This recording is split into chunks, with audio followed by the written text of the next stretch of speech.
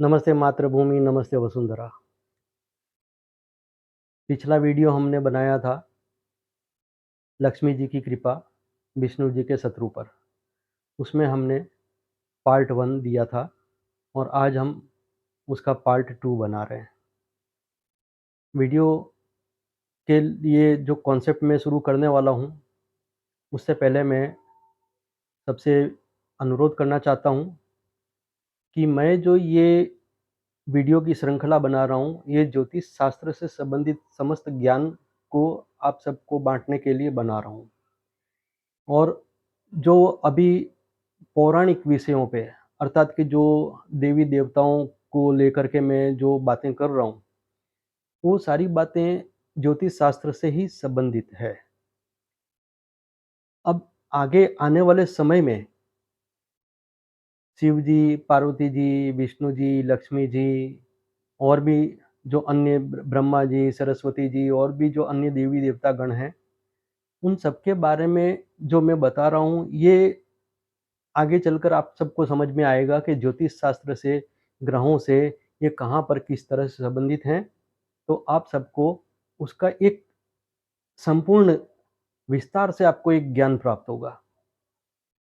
हम सिर्फ अगर ग्रहों की बात करेंगे, तो वो एक बहुत संक्षिप्त बात हो जाएगी, लेकिन जब हम तत्वों की बात करेंगे, हम उन तत्वों के जो देवता हैं, उनकी बात करेंगे, तो वो विस्तार से बात होगी और वो जो बात होगी और ये जो देवी-देवताओं की कहानी, किस्से ये जो हैं ये हमारे स्वभाव से कहाँ जुड़े हैं, किस तरह से जुड़े हैं, किस तरह से ये किस ग्रहों से कनेक्टेड हैं, ये सारा आप सबको समझ में आएगा।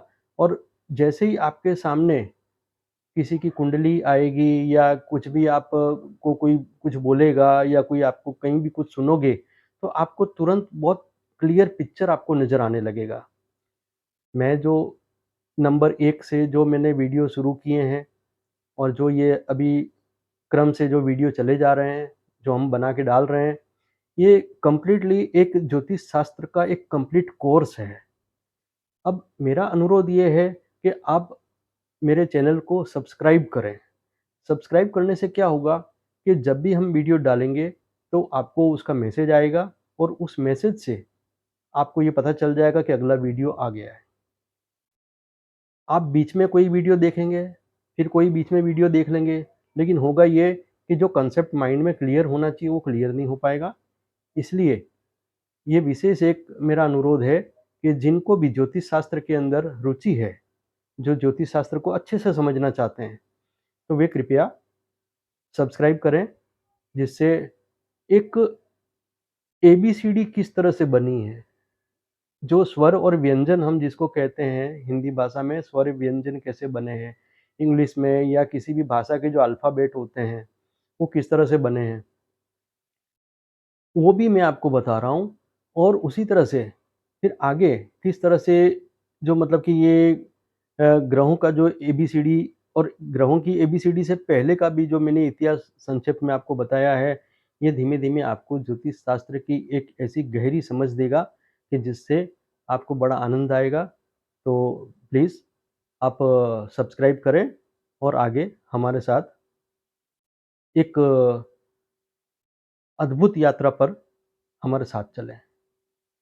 अब बात आती है कि भगवान विष्णु जी के वक्ष पर भृगु ऋषि ने लात मारी थी और उनको पहले तो लक्ष्मी जी ने श्राप दिया था और फिर बाद में उन्होंने जब परिस्थितियों को समझा, तो उस श्राप का निवारण भी उन्होंने करने के लिए उसका भी मार्ग बता दिया। विष्णु जी के वक्ष पर लात मारना भृगु ऋषि का मैंने आपको बताया था कि किसी भी कुशल व्यक्ति का किसी कर्म को लात मार देना, अचानक से कर्म को छोड़ करके खड़े हो जाना।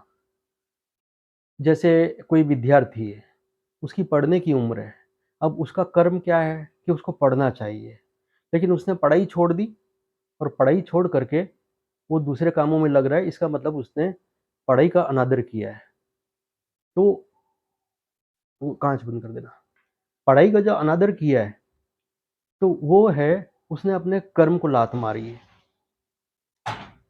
अब बात ये आती है कि मुख्य रूप से अगर हम देखें तो विष्णु जी के शत्रु पर लक्ष्मी जी की कृपा।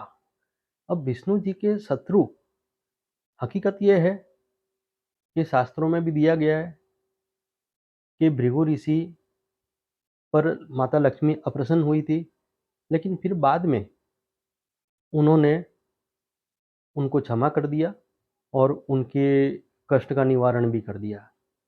अब विष्णु जी का वास्तविक शत्रु कौन था? तो विष्णु जी का वास्तविक शत्रु जो था वो शुक्राचार्य। अब शुक्राचार्य की बात मैं आज कर रहा हूँ, लेकिन इसके पहले मैंने भृगु ऋषि की बात क्यों की? तो उसका कारण है कि भृगु ऋषि जो हैं वो शुक्राचार्य के पिता थे। तो कहने का अर्थ ये है कि भगवान विष्णु के प्रति पहले एक,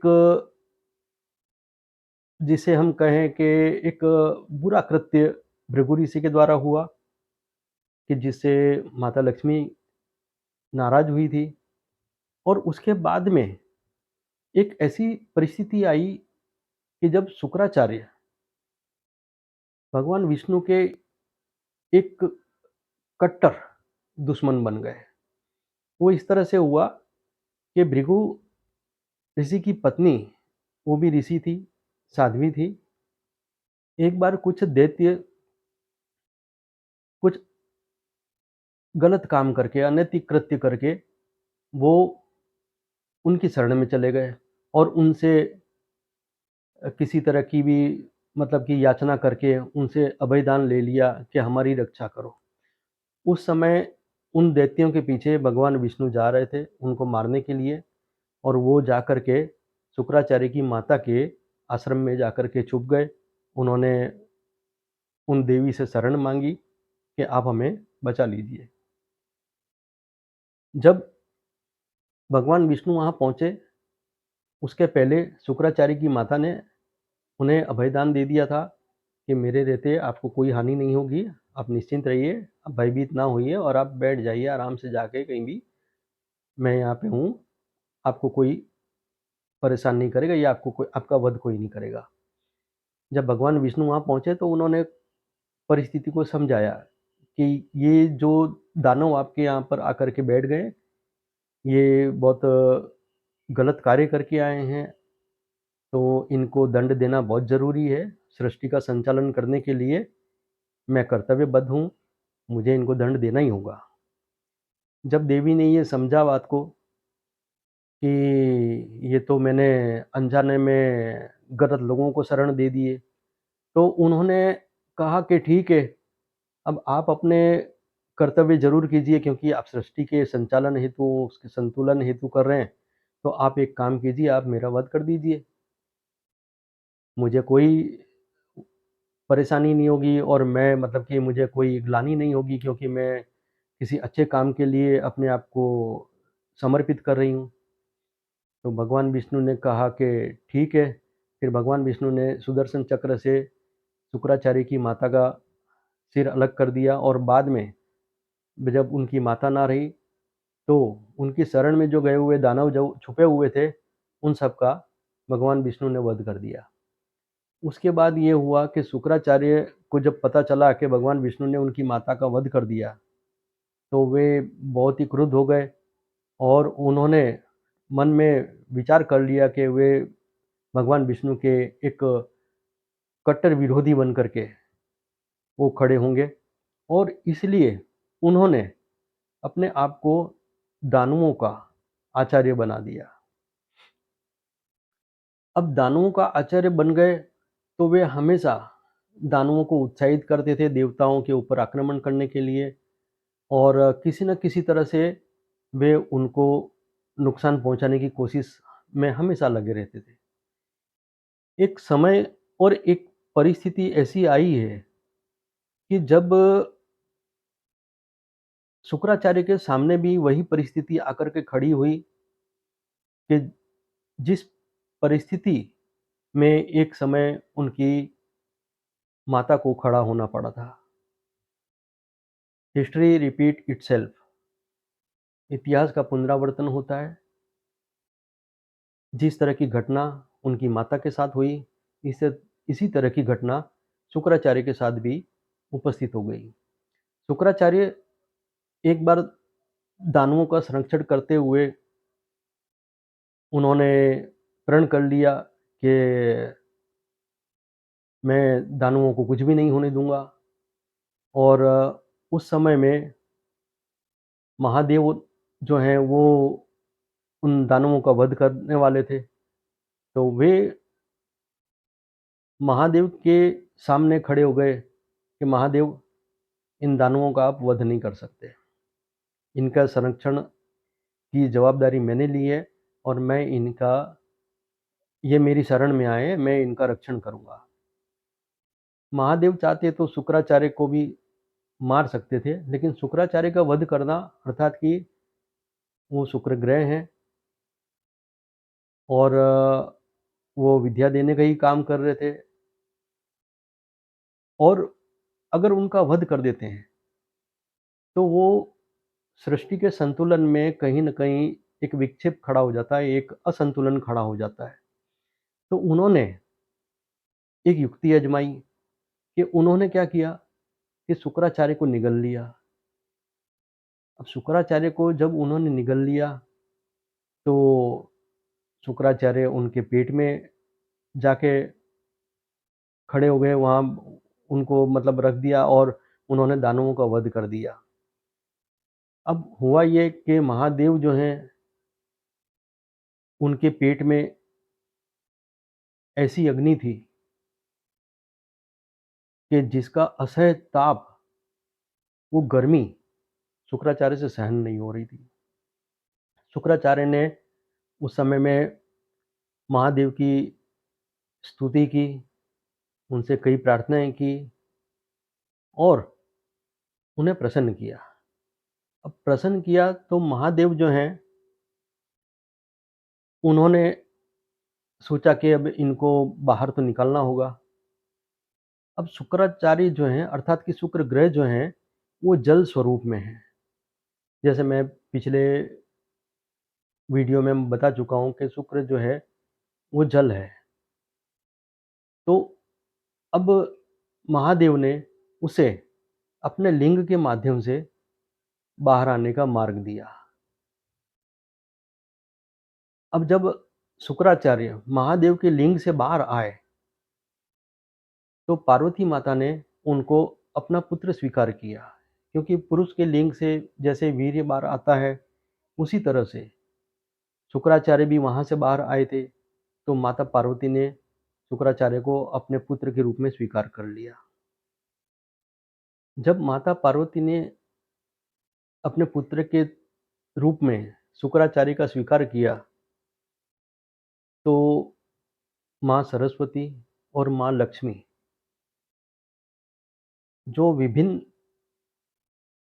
कार्यक्षमता, ज़िम्मेदारियों के साथ माता पार्वती से जुड़ी हुई हैं, त्रिदेवी हैं। जैसे त्रिदेव हैं, ऐसे ये त्रिदेवी हैं।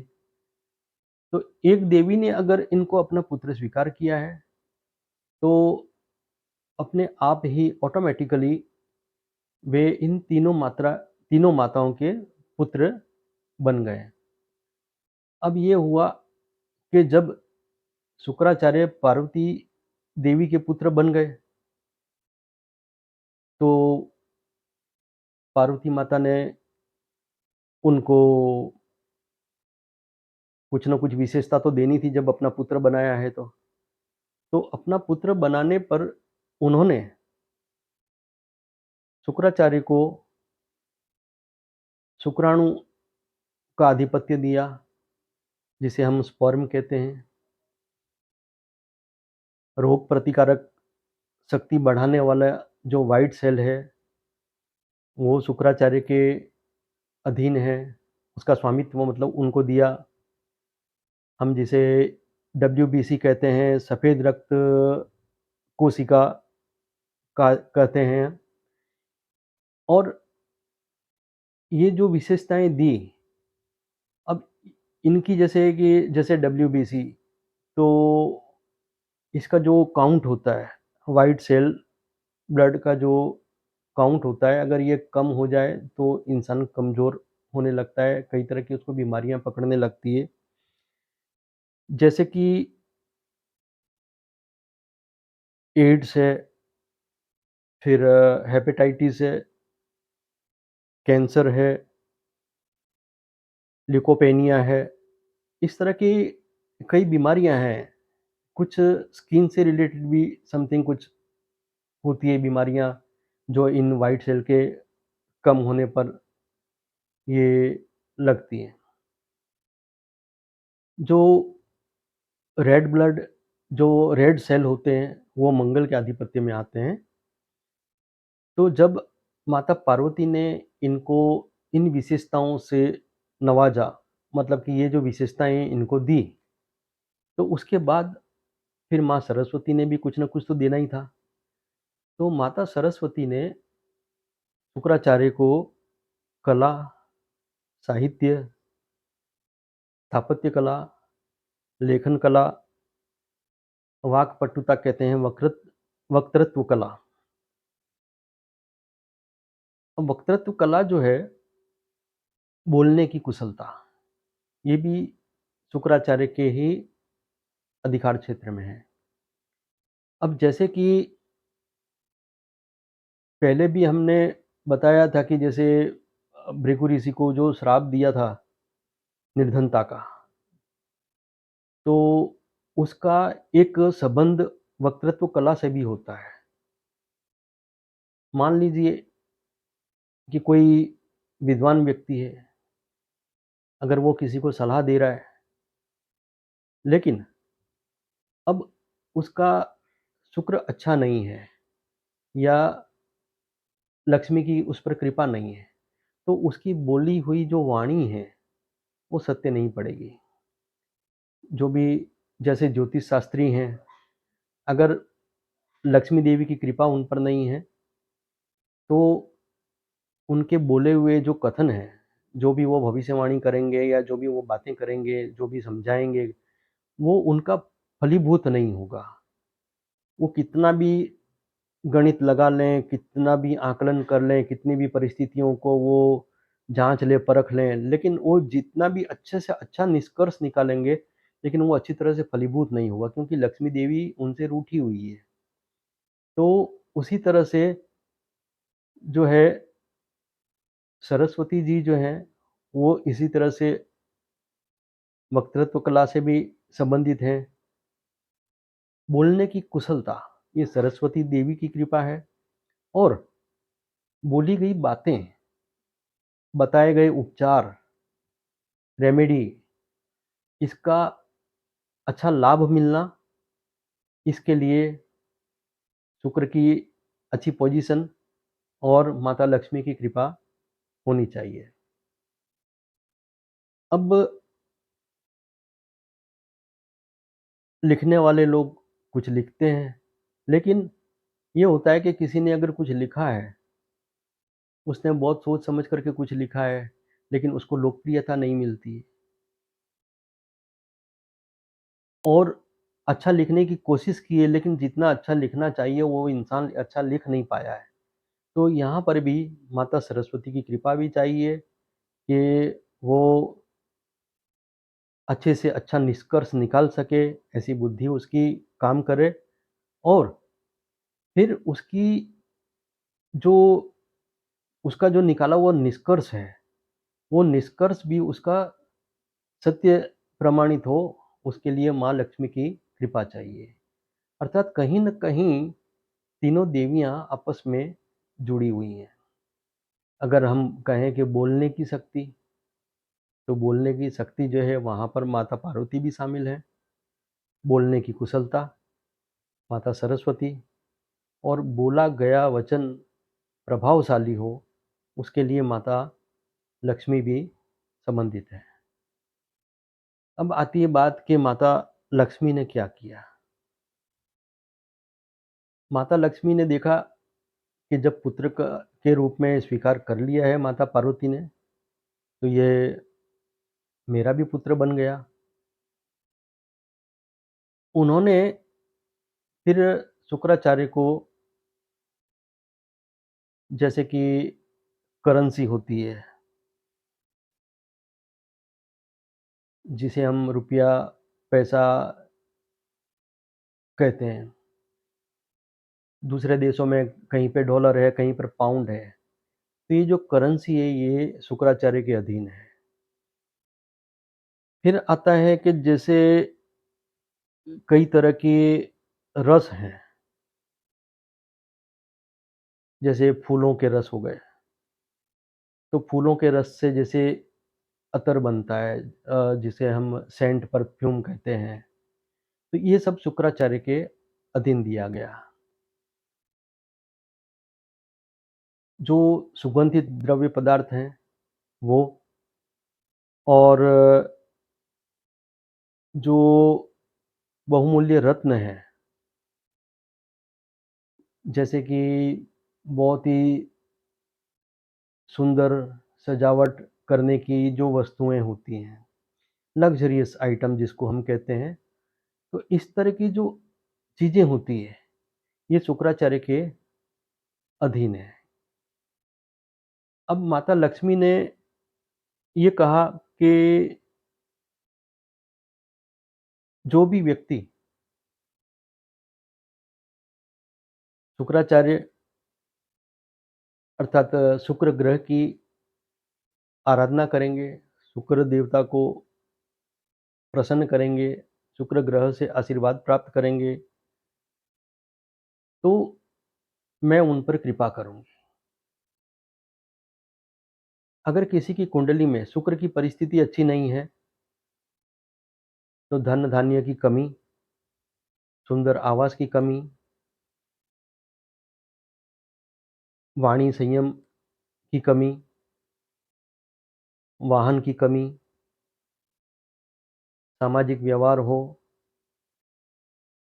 परिवार के अंदर प्रसन्नता की कमी, हर तरह के जो इस तरह के जो अभाव हैं, ये कहीं न कहीं शुक्र की कमजोरी के कारण होते हैं। शुक्र ग्रह जो हैं, इनको 2 भाव दिए गए हैं, 2 राशियाँ दी गई हैं। कालपुरुष कुंडली के हिसाब से 2 भाव हैं इनके, एक तो सेकंड हाउस है और दूसरा है 7th हाउस। दूसरा भाव जो है सेकंड हाउस, वो धन का, परिवार का, वाणी का स्थान कहा जाता है, और 7th हाउस है, 7th हाउस जो है वो सामाजिक जो शक्ति है उसका कहा जाता है। समाज में व्यक्ति की लोकप्रियता किस तरह की है वो कहा जाता है, और पोजीशन, व्यक्ति की समाज के अंदर पोजीशन क्या है। अगर 7th हाउस अच्छा है, या शुक्र की परिस्थिति, चाहे शुक्र ग्रह कहीं भी बैठा हो, क्योंकि कालपुरुष कुंडली के अनुसार शुक्र 2 भावों का स्वामी है, सेकंड हाउस का और 7th हाउस का। शुक्र कहीं भी बैठा हो, अगर उसकी परिस्थिति अच्छी है, तो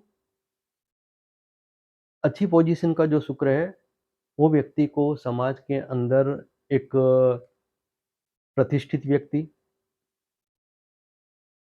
धन संपन्न व्यक्ति, प्रतिभावान व्यक्ति के तौर पर स्थापित करता है। शुक्र जो है 7th हाउस का जब स्वामी बनता है, तो व्यक्ति के रहन-सहन, उसका ड्रेसिंग सेंस, और उसके अंदर एक अप टू डेट रहने की जो पद्धति होती है, कि वो किसी भी परिस्थिति में बराबर एकदम अप टू डेट रहेगा, व्यवस्थित रहेगा, अस्त-व्यस्त जीवन वो नहीं जीता है। जो भी परिस्थितियाँ हैं, जो भी साधन सुविधाएँ उसके पास में हैं, वो उसको अच्छे से मैनेज करके एक अच्छी ज़िंदगी जीने की एक अच्छा तरीका, एक अच्छा सलीका वो बनाने की कोशिश ज़रूर करता है। अब हम अगर देखते हैं कि माता लक्ष्मी ने जब ये सब संपन्नताएँ शुक्राचार्य को दी, तो शुक्राचार्य ने भी फिर माता लक्ष्मी को कहा कि माता लक्ष्मी की जो भी आराधना करेगा, जो भी भगवान विष्णु की आराधना करेंगे, जो माता लक्ष्मी का पूजन करेंगे, मैं उनके लिए अनुकूल होऊँगा। अर्थात कि शुक्र ग्रह जो भगवान विष्णु के एकदम कट्टर शत्रु थे, फिर उन्होंने जब माता लक्ष्मी को अपनी माता के तौर पर स्वीकार किया और उन्होंने कृतज्ञता व्यक्त करते हुए उनको जिन विशेष गुणों से, विशेष संपन्नता से माता लक्ष्मी ने उनको सुसज्जित किया, जो सुविधाएँ उनको प्रदान की, जो उनको पद प्रदान किए, जो कुछ भी अधिकार क्षेत्र उनको दिए, तो उससे प्रसन्न होकर के शुक्राचार्य ने भी उनके प्रति एक कृतज्ञता व्यक्त की कि जो भगवान विष्णु, माता लक्ष्मी जी की पूजा आराधना करेंगे, मैं उनको अच्छे से अच्छा शुभ फल देने की हमेशा कोशिश करूँगा। आगे इसी तरह से हमारे वीडियो आपको बहुत अच्छी-अच्छी जानकारियों के साथ में मिलते रहेंगे। आप हमारे चैनल को सब्सक्राइब करिए, लाइक करिए और शेयर करिए। इस चैनल पे ज्योतिष शास्त्र से संबंधित बहुत सारी ऐसी बातें हैं जो कई किताबों में, कभी कई बड़े-बड़े ज्योतिषों के पास से भी जानने को नहीं मिलती है। मैंने काफ़ी साहित्य